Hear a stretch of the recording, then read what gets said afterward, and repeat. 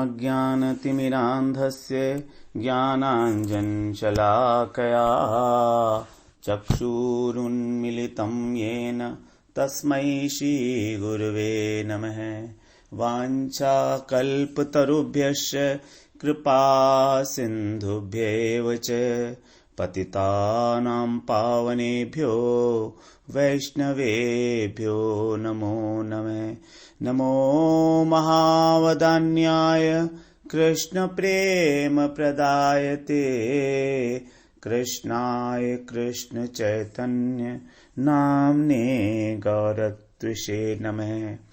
हे कृष्ण करुणा सिंधो दीनबंधो जगत्पते गोपेश गोपिका कांत राधा कांत नमोस्तुते। तप्त कांचन गौरांगी राधे वृंदावनेश्वरी वृषभानुसुते देवी प्रणमामि हरिप्रिये। वृंदाय तुलसी देव्यै प्रियायै केशवस्य च कृष्ण भक्ति प्रदे देवी सत्यवत्यै नमो नमः। श्री कृष्ण चैतन्य प्रभो नित्यानंद श्री अद्वैत गदाधर शिवसदि गौरभक्त वृंद। हरे कृष्ण कृष्ण कृष्ण हरे हरे हरे राम राम राम हरे हरे। हरे कृष्ण। मैं सर्वप्रथम अपने गुरुपाद पद्म ओम विष्णुपाद अष्टोत्तर शत श्री श्रीमद् भक्तिवेदांत माधव गोस्वामी महाराज के चरण कमलों में अनंत कोटि दंडवत प्रणाम ज्ञापन करता हूँ।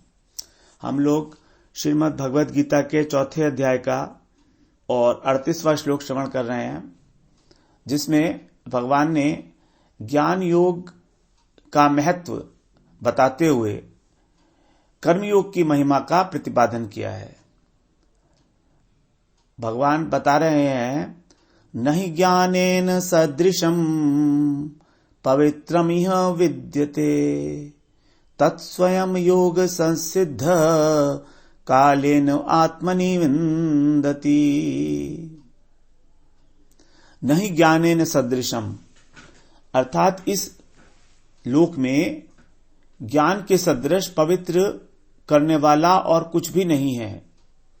पवित्रम इह विद्यते, विद्यते माने विद्यमान नहीं है, इह माने इस संसार में, पवित्रम पवित्र करने वाला और कुछ भी नहीं है ज्ञान के समान, ज्ञानेन सदृशम। और वो ज्ञान कैसे प्राप्त होगा? तत्स्वयं योग संसिद्ध, वह तत् माने वह ज्ञान, स्वयं माने स्वयं ही, किसको प्राप्त होगा? योग संसिद्ध, जो कर्म योग में जिसको सम्यक रूप से सिद्धि प्राप्त हो गई है। यहां पर क्योंकि कर्म योग का प्रसंग चल रहा है ना, तो हम लोग कर्म योग ही लेना होगा इसमें। कर्म योग को जो सम्यक प्रकार से सिद्ध कर चुका है, अर्थात जिसको कर्म योग का फल मिल गया है। कर्मयोग की सिद्धि मतलब क्या? कर्मयोग का फल, और कर्मयोग का फल हमने श्रवण किया, चित्त की शुद्धि।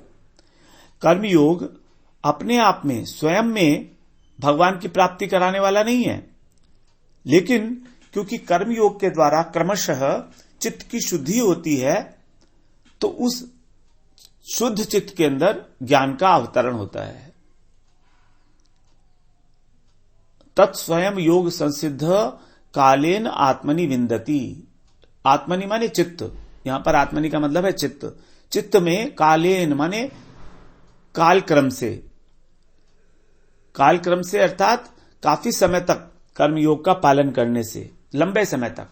विन्दति, विन्दति का मतलब प्रकाशित होता है, प्राप्त होता है।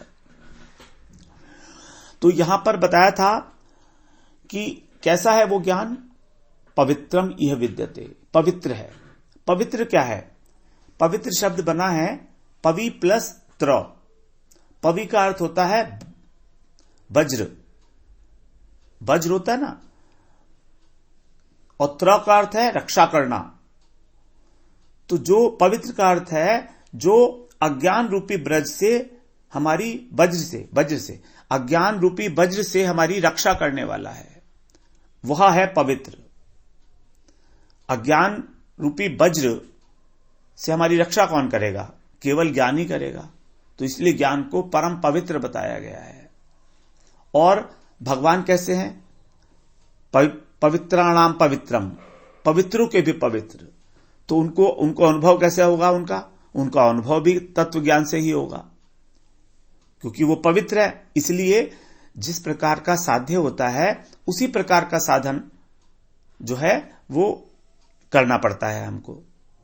तो क्योंकि भगवान पवित्र हैं, इसलिए उनको प्राप्त करने वाला जो साधन है वो भी पवित्र होना चाहिए।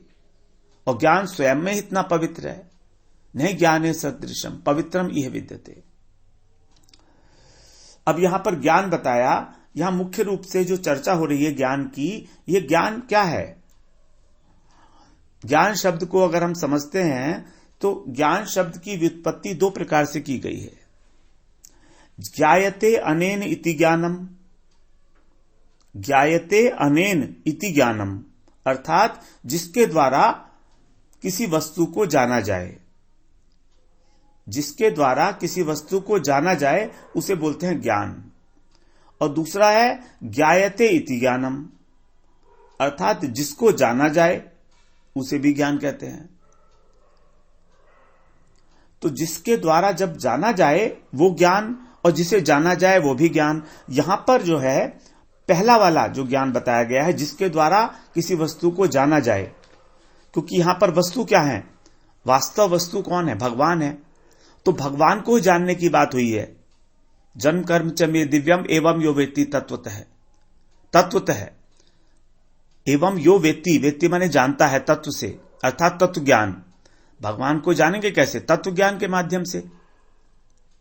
क्योंकि तत्व ज्ञान में क्या है? एक ही तत्व है वास्तव में, भगवान ही एकमात्र एक तत्व है। लेकिन उन्हीं भगवान के जो है एक उनका जो है अंश है वो है जीव, और उनकी एक शक्ति है वो है माया। तो ये तीन प्रकार के तत्व ही देखने में आते हैं, भगवान, जीव और माया। तो तत्व ज्ञान का मतलब है इन तीनों को जान लेना भली प्रकार। इनका आपस में संबंध क्या है, इनके गुण क्या हैं। जब इनको जानेंगे तभी तो हम भगवान जो अल्टीमेट हैं, जो परम तत्व हैं, उनको जान सकते हैं। तो यहां पर ज्ञान को करण के रूप में माना गया है। करण वह वस्तु होती है जिसके द्वारा जाना जाता है। जैसे उपकरण, उपकरण के द्वारा कोई सामान बनाया जाता है ना, तो इसी प्रकार से यहां पर जो ज्ञान है वो है करण रूप। और दूसरा जो ज्ञान था यहां पर जो बताया था वो है स्वरूप भूत, अर्थात जिसको जाना जाए वह स्वरूप भूत ज्ञान, स्वरूप ज्ञान। जब हम बोलते हैं ना स्वरूप ज्ञान, तो स्वरूप ज्ञान का अर्थ है कि जो स्वरूप में ही अंतर्निहित है।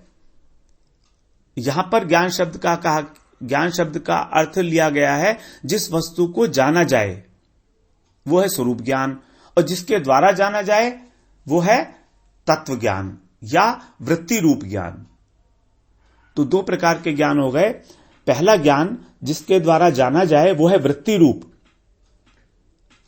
वृत्ति का मतलब होता है जानने की इच्छा, कुछ करने की इच्छा। तो यह करण, क्योंकि अगर हमारी कुछ करने की इच्छा नहीं होगी तो हम क्यों करेंगे वो काम। जैसे हमको मान लीजिए रसोई बनानी आती है और हमारी इच्छा नहीं है, तो रसोई बनेगी क्या? नहीं बनेगी। तो जो हमारी इच्छा है उसको बोला गया वृत्ति, और वृत्ति भी एक प्रकार का करण हो गया। वृत्ति भी एक प्रकार का करण हो गया, क्योंकि इसके द्वारा ही रसोई बनाई जाएगी। उसी प्रकार ज्ञान भी वृत्ति रूप ज्ञान हो गया ये, जिसके द्वारा भगवान को जाना जाएगा। अब इस अध्याय में जो 33वें श्लोक से और अंत तक जो भी ज्ञान की चर्चा की जा रही है वो सब इसी के अंतर आएगा। वृत्ति रूप ज्ञान, अर्थात जिसके द्वारा जाना जाता है। देखिए दो चीजें हैं, एक शब्द है विद्या और एक शब्द है ज्ञान। ये दोनों अलग अलग हैं। विद्या का अर्थ है विद या। विद माने जानना, या माने जिसके, जिससे जाना जाता है, यानी जानकारी। विद्या जो है केवल जानकारी मात्र है, और ज्ञान जो है ये हृदय की बात है। हृदय में प्रकाशित होता है ज्ञान। हमारी आत्मा कैसी है? सत चित आनंदमय। यहां पर चित्त जो है वो है ज्ञान का पर्यायवाची। तो हमारी आत्मा में जो तत्व ज्ञान है वो ऑलरेडी है, केवल मात्र प्रकाशित होता है जब हमारा चित्त शुद्ध हो जाता है। लेकिन विद्या क्या है? बाहर से अर्जित की जाती है। विद्या ज्ञान नहीं है, विद्या एक जानकारी मात्र है बौद्धिक स्तर पर, और ज्ञान आत्मा के स्तर पर उद्भूत स्वरूपभूत एक चीज, एक वस्तु है जो स्वयं से प्रकाशित होती है। तो यहां पर उसी को कहा गया है वृत्ति रूप ज्ञान को। क्योंकि, और ज्ञान क्यों पवित्र करने वाला कैसे है? क्योंकि हमारी जितनी भी अपवित्रता है उसका मूल है अविद्या। अविद्या का मतलब प्रकृति के रजोगुण और तमोगुण। प्रकृति का रजोगुण और तमोगुण, तमोगुण ने क्या किया? आवरण कर लिया हमारे स्वरूप को, और रजोगुण ने उसको विक्षेपित कर दिया, संसार में आसक्त कर दिया। यही है अविद्या।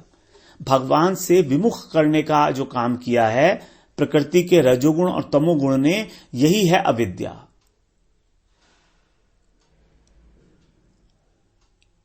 और अविद्या का नाश कैसे होगा? विद्या से, यानी ज्ञान से। तो अज्ञान का नाश होगा ज्ञान से, इसलिए पवित्र करने वाला हुआ। अब जिस ज्ञान की भगवान ने इतनी महिमा बताई है, वो ज्ञान प्राप्त कैसे होगा? किताबों से पढ़ के हमको विद्या तो प्राप्त हो जाएगी, जानकारी मात्र रहेगी ऊपर ऊपर स्तर तक, लेकिन वो ज्ञान तो नहीं आएगा। वो ज्ञान तो हृदय में प्रकट होगा। अब हृदय में प्रकट होगा कब होगा? कब होगा? जब हृदय शुद्ध हो जाएगा। जैसे कि हम देखते हैं दर्पण, वो दर्पण के अंदर हमको तभी अपना मुख दिखाई दे सकता है, प्रतिबिंब, जब दर्पण साफ हो। उसी प्रकार से जो हमारी आत्मा के अंदर स्वरूपभूत ज्ञान है वो तभी प्रकाशित होगा जब हमारा हृदय, जब हमारा चित्त शुद्ध हो जाएगा।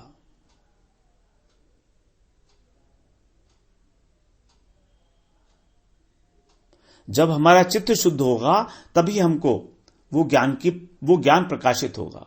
ज्ञान की प्राप्ति कहीं बाहर से नहीं होगी, वो स्वयं से ही होगी। तत्स्वयं योग संसिद्ध कालेन आत्मनिविंदति। अर्थात जब कर्म योग का योग संसिद्ध, अर्थात जब कर्म योग का भली भांति आचरण किया जाएगा तो हमारा चित्त शुद्ध होगा, और उसके बाद ये ज्ञान प्राप्त होगा, प्रकाशित होगा। जैसे उदाहरण दिया था जनक महाराज का, सूर्य, मनु, इक्ष्वाकु, इन सब ये योग संसिद्ध पुरुष हैं। और छठे अध्याय में भगवान ने इसी प्रकार के व्यक्ति को कहा गया है योगारूढ़।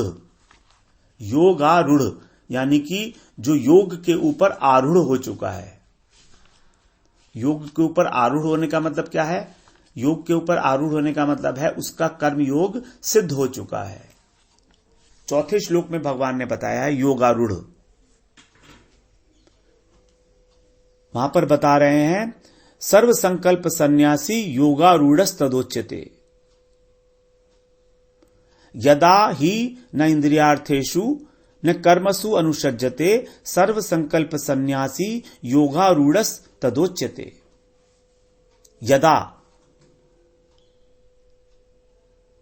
यहां पर भी यदा शब्द आया है। यदा का मतलब है, इसका यदा से मतलब होता है काल, समय से संबंधित है। जब, जिस काल में, जिस समय में वह न इंद्रियार्थेषु, इंद्रियों के अर्थों में, अर्थात इंद्रियों के विषयों में, शब्द रूप रस स्पर्श गंध में, तथा न कर्मों में, न कर्मसु अनुषज्जते, न तो कर्म में आसक्त होगा और न ही विषयों में। क्योंकि कर्म का फल क्या है? विषयों की प्राप्ति, भोगों की प्राप्ति। कर्म का फल है भोग की प्राप्ति। तो ना तो कर्म में अनुरक्त है वो आसक्त है, और ना जो कर्म का फल है अर्थात भोग, ना उसमें अनुरक्त है, उसमें भी आसक्त नहीं है, अर्थात वो कर्मयोग का पालन कर रहा है। तो फिर क्या होगा? सर्व संकल्प सन्यासी। उसको कोई संकल्प नहीं है, उसके मन में कोई संकल्प विकल्प नहीं उठता है, कहीं कोई आग्रह नहीं है कुछ करने का। उसी को बुरा उसको बोल रहे हैं योगारूढ़ सदोच्यते। कर्म योगी के लक्षण बताए हैं यहां पर, और ये लक्षण बिल्कुल वही हैं जो कर्मयोग की परिभाषा के साथ बिल्कुल मैच करते हैं। तो उसी को भगवान ने यहां पर योगारूढ़ बताया, जिसको यहां पर भगवान कर्म संसिद्ध कह रहे हैं। छठे अध्याय के 4 श्लोक में योगारूढ़ बताया उसको। ये योगारूढ़ होना कर्मयोग की ही अंतिम स्थिति है। अब कर्मयोग की अंतिम स्थिति में जब हृदय शुद्ध हो गया तो उसमें ना तो कर्म में आसक्ति रही, ना कर्म का फल अर्थात जो भोग है उसमें आसक्ति रही, और ना ही उसमें कर्तापन का अभिमान रहा। सर्व संकल्प सन्यासी। संकल्प कौन करता है? संकल्प करता है हमारा अहंकार। मन करता है, संकल्प और विकल्प मन करता है, लेकिन उस संकल्प को एग्जीक्यूट करना वो हम तभी करते हैं जब हमारी अहंता उसके अंदर आ जाती है कि मुझे ये काम करना है। तो इस प्रकार से कर्तापन का अभिमान भी नहीं है अब उसमें, और न ही संसार के प्रति कामना या आसक्ति रही। तब उसका ज्ञान प्रकाशित होता है। अब योग में सिद्ध होने के बाद वो ज्ञान कब प्रकाशित होगा? कालेन आत्मनि विन्दति। यहां कालेन शब्द बड़ा महत्वपूर्ण है। इस श्लोक में कालेन शब्द का बड़ा महत्व है, क्योंकि भगवान ने यहां पर कालेन शब्द को प्रयोग करके कालेन को एक करण बना दिया। कालेन तृतीया विभक्ति है, और तृतीया विभक्ति जब होती है वहां पर वो जो पद है वो एक करण के रूप में इस्तेमाल किया जाता है। करण बन गया। अब तो ज्ञान की प्राप्ति में चित्त की शुद्धि आवश्यक है, और चित्त की शुद्धि होने में कालेन यानी कि समय भी एक प्रकार का कारण हो गया। बहुत समय तक, दीर्घ काल तक कर्मयोग का अभ्यास करने के बाद तभी वहां पर बताया था भगवान ने, यदा हीन इंद्रियार्थेषु। यदा माने जिस काल में, अर्थात बहुत काल अभ्यास करने के बाद। और दूसरी बात यह है कि तृतीया विभक्ति का प्रयोग वहीं किया जाता है जहां पर फल की प्राप्ति अवश्य होगी। तृतीया विभक्ति का प्रयोग एक बार तो किया जाता है, एक समय में किया जाता है जब हम उसको करण की संज्ञा दे रहे हैं, कि काल को भी हमने एक करण बना लिया चित्त की शुद्धि का। अर्थात चित्त की शुद्धि एक अकस्मात घटना नहीं है कि बिना किसी प्रयास के चित्त की शुद्धि हो जाए। एक अचानक से घटी हुई घटना नहीं है चित्त की शुद्धि।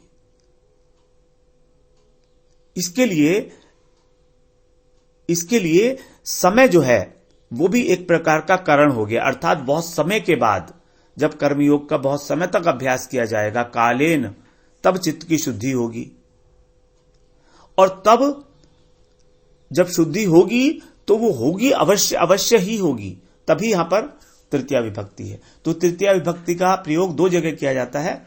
एक जगह जहां पर हमको करण की तरह से हम लोग प्रयोग करते हैं उस पद का, और दूसरा जहां पर फल अवश्य ही मिलता है। जैसे अगर हमारे पास रसोई बनाने के लिए सारे उपकरण हैं, तो जब हम उन उपकरणों का प्रयोग करेंगे तो उसका फल अवश्य मिलेगा ही मिलेगा, यह नहीं कि फल नहीं मिलेगा। अगर यहां पर अवश्य नहीं होता, इनएविटेबिलिटी जो है, इनएविटेबिलिटी मतलब ये जो फल है इसकी होने के ऊपर, अवश्य होने के ऊपर अगर बल नहीं दिया जाता तो भगवान यहां पर कालम शब्द का भी प्रयोग कर सकते थे, कालम आत्मनि विंदति। लेकिन कालेन कहने से इसका फल अवश्य मिलेगा ही मिलेगा। We should be rest assured about it. यही है कर्मयोग की महिमा। महिमा तो बता रहे हैं भगवान ज्ञान की, कि ज्ञान पवित्र है, लेकिन ज्ञान की पवित्रता को ध्यान में रखते हुए किस प्रकार से कर्मयोग की महिमा को भगवान ने यहां पर प्रदर्शित किया है कि उसका फल जो चित्त की शुद्धि है वो अवश्य में मिलेगा ही मिलेगा। It is inevitable. यही थी विशेष ध्यान देने वाली बात। और दूसरा यह है कि कालेन शब्द से काल क्रम से होगा, अर्थात जितनी मात्रा में चित्त शुद्ध होगा उतनी मात्रा में ज्ञान का अनुभव होता चला जाएगा। यह नहीं है कि एक लास्ट स्टेज में, मैंने पहले ही बोला, ज्ञान की प्राप्ति, चित्त की शुद्धि एक घटना नहीं है, एक इवेंट नहीं है, it is a process. It is a process.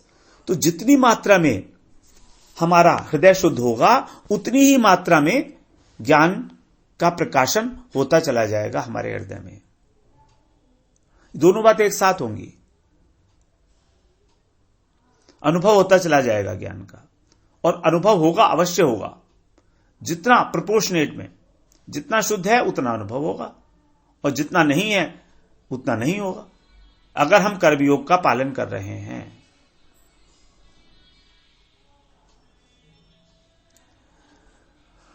तो भगवान ने ज्ञान की प्राप्ति में सबसे पहले तो 34वें श्लोक में बताया था कि हमको कहां जाना है, गुरु के पास जाना है। भगवान ने बताया था ना, शरणागत भाव से तत्विद्धि प्रणिपातेन परिपृष्टेन सेवया उपदेक्षयन्ति ते ज्ञानम, कि वो महापुरुष, जो ज्ञानी महापुरुष हैं, वो आपको उपदेश करेंगे तत्व ज्ञान का। तो केवल उपदेश सुनने मात्र से नहीं होगा, वहां तो आपने ज्ञान को श्रवण कर लिया, अब वो श्रवण करना एक श्रवण करना ही रह जाएगा अगर उस पर आचरण नहीं करेंगे।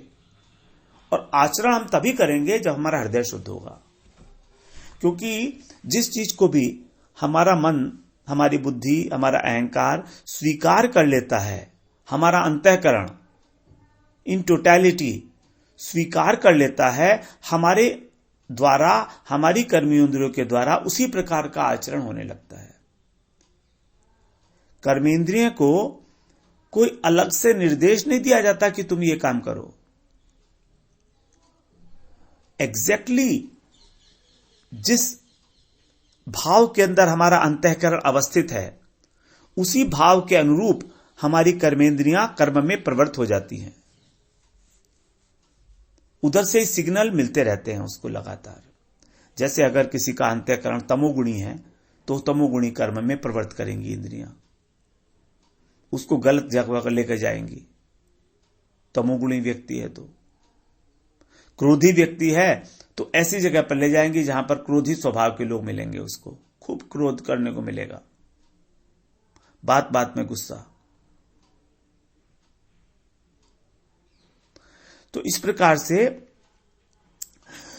कहा कि उपदेश सुनने मात्र से ज्ञान की प्राप्ति नहीं होती है, ज्ञान की प्राप्ति होगी आचरण से, और आचरण तभी होगा जब हृदय शुद्ध होगा,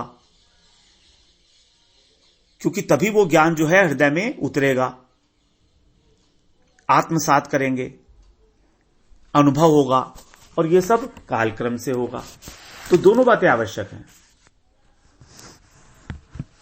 गुरुदेव से उपदेश प्राप्त करना लगातार, निरंतर, क्योंकि उस उपदेश से ही हमारे हृदय की शुद्धि होगी, और जितने परिमाण में शुद्धि होगी उतने परिमाण में हमारे द्वारा उसका आचरण होता चला जाएगा। तब वो आत्मनि विंदति, अर्थात वह ज्ञान हृदय के शुद्ध होने पर धीरे धीरे स्वयं प्रकाशित हो जाएगा, क्योंकि आत्मा स्वप्रकाश वस्तु है, स्वयं ज्ञान रूप है। तो इसका मतलब यह हुआ कि गुरुदेव से जो हम उपदेश ले रहे हैं, वो उपदेश यद्यपि हम बाहर से ले रहे हैं, लेकिन वो सारा का सारा ज्ञान जो हम अर्जित कर रहे हैं विद्या के रूप में, जानकारी के रूप में, वो हमारी आत्मा के अंदर स्वरूपभूत स्वयं विद्यमान है। एग्जैक्टली वही ज्ञान। आत्मा हमारी ऑल नोइंग है, सब जानती है वो। अब यहां पर इस श्लोक में एक बहुत बड़ा भ्रम पैदा होता है। इस श्लोक में भ्रम यह है कि जो अद्वैतवादी लोग हैं उन लोग का यह कहना है कि यहां पर भगवान ने कहा कि जब कर्मयोग के द्वारा हृदय शुद्ध हो जाएगा तो ज्ञान स्वयं प्रकाशित हो जाएगा, तो फिर गुरु के पास जाने की क्या आवश्यकता है। ऐसा बहुत से लोग बोलते हैं। मायावादी लोग जो हैं, काफी लोग ऐसा बोलते हैं कि गुरु के पास जाने की आवश्यकता नहीं है फिर तो, क्योंकि जब स्वयं में प्रकाशित होना है तो इसका मतलब भगवान यहां पर वो कहते हैं कि भगवान ने दो रास्ते बताए ज्ञान के। एक तो गुरु के पास जाने का और दूसरा विकल्प है ये कि कर्मयोग का पालन करने का। उनकी धारणा इस प्रकार की है। ये सब भ्रमित करने के लिए हैं लोगों को, स्वयं गुरु बनने के लिए हैं ये सब बातें। स्वयं गुरु, जो स्वयं गुरु बनना चाह रहे हैं उनको ही ये कहते हैं, वही लोग ऐसे बोलते हैं कि गुरु के पास जाने की विकल्प ही क्या है। विकल्प बता रहे हैं वो कि कर्मयोग की साधना कर लो और बस स्वयं से अपने ही गुरु बन जाओ। जबकि 34वें श्लोक में बिल्कुल भगवान ने स्पष्ट कहा था, तत्विधि प्रणिपातेन। तो भगवत गीता में इसी प्रकार से यदि हम एक श्लोक आइसोलेशन में देखते हैं तो इस प्रकार का कुअर्थ किया जाएगा, क्योंकि अद्वैतवाद में, मायावाद में गुरु की सेवा का विधान ही नहीं है। उन लोगों को यह बात स्वीकार्य नहीं है कि तत्विधि प्रणिपातेन परिप्रश्नेन तक तो ठीक है, सेवा का विधान ही नहीं है गुरु की सेवा का। वहां तो केवल साधना काल में ही गुरु को धारण किया जाता है, और जैसे ही सिद्ध अवस्था में आते हैं तो गुरु में ही दोष निकाल लेते हैं, उसका त्याग कर देते हैं। आपने भी देखा होगा कि कोई भी अद्वैतवादी अपनी गुरु परंपरा का नाम नहीं लेते हैं कि उनके गुरु कौन थे, फिर उनके गुरु कौन थे, फिर उनके गुरु कौन थे, फिर उनके गुरु कौन थे। ऐसी कोई उनके यहां परंपरा नहीं है। बस एक आदि गुरु शंकराचार्य का नाम लेंगे सीधे, और उसके पहले फिर ब्रह्मा जी का नाम ले लेंगे या किसी और का नाम ले सकते हैं। तो बस सिर्फ आदि गुरु शंकराचार्य को ही बताते हुए और वो सीधे बीच में किसी भी गुरु का नाम ले लेंगे, क्योंकि गुरु तो है ही नहीं उनके, उन्होंने सेवा नहीं की किसी की भी, क्योंकि वो लोग गुरु परंपरा का सम्मान ही नहीं करते हैं। जबकि भगवत गीता में 33वें श्लोक से और लास्ट तक ये एक ही प्रकार का ज्ञान है, ये अलग प्रकार के ज्ञान नहीं है, और इसको प्राप्त करने की भी विधि एक ही है। गुरु की शरण में जाना है, गुरु की शरण में जाके कर्मयोग की शिक्षा लेके चित्त को शुद्ध करके और फिर हमको ज्ञान की प्राप्ति होगी, जो गुरु के बिना संभव ही नहीं है। इसीलिए भगवान ने इस बात को स्पष्ट करने के लिए कि कहीं इस तरह का भ्रम पैदा ना हो जाए, इस अध्याय के शुरू में ही गुरु परंपरा का आदर किया है। वहां पर कहा सूर्य ने मनु को दिया, फिर मनु ने इक्ष्वाकु को दिया। भगवान ने ये परंपरा बताई कि मैंने गुरु सूर्य को दिया है ज्ञान, सूर्य ने मनु को दिया, मनु से इक्ष्वाकु को दिया। तो इनके नाम बताए हैं कि हमारी इस भ्रांत धारणा से कहीं हमारी नहीं है, मतलब इस भ्रांत धारणा से हम लोग बच पाए। तो इस प्रकार के जो विचार हैं इनसे हमें बचना चाहिए, और ये विचार ही हमारा भगवान के गुरु के प्रति अपराध करा देते हैं और हमारा भजन साधन चौपट हो जाता है।